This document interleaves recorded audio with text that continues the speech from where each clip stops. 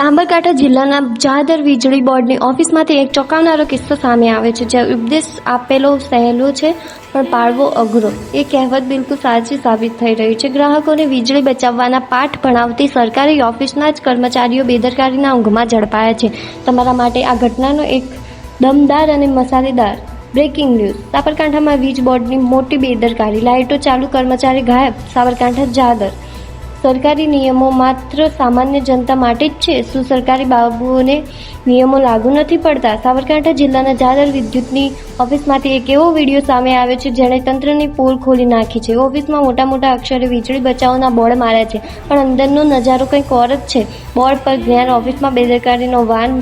જાદર વીજ ઓફિસમાં દિવાલો પર મોટા ઉપાડે સૂચનાઓ લખવામાં આવી છે કે પરંતુ આ સરકારી કાગળના વાઘ જેવા નિયમોની ખુદ કર્મચારીઓ જ ધજિયા ઉડાવી રહ્યા છે. સામે આવેલા વિડીયોમાં સ્પષ્ટ જોઈ શકાય છે કે ઓફિસમાં એસી, પંખા અને લાઇટો ધૂમ સ્પીડે ચાલુ છે, પણ પોતાની ખુરશીઓ ગરમ કરીને કર્મચારીઓ તરફું ચક્કર થઈ ગયા છે. ઓફિસોમાં કોઈ હાજર નથી, છતાં સરકારી વીજળીનો બેફામ બગાડ થઈ રહ્યો છે.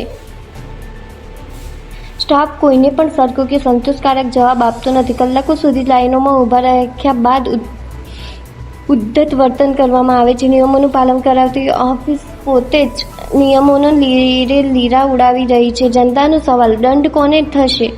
હવે જનતા સવાલ પૂછી રહી છે કે સામાન્ય માણસ જો બિલ ન ભરે તો તરત કનેક્શન કાપી નાખતું વીજ વિભાગ પોતાના જ આવા લાપરવાહ કર્મચારીઓ સામે શું પગલાં લેશે? ઓફિસ ખાલી રાખીને એસી, પંખા ચાલુ રાખનાર બાબુઓ પાસેથી વીજળીના બગાડનો દંડ વસૂલશો ખરો?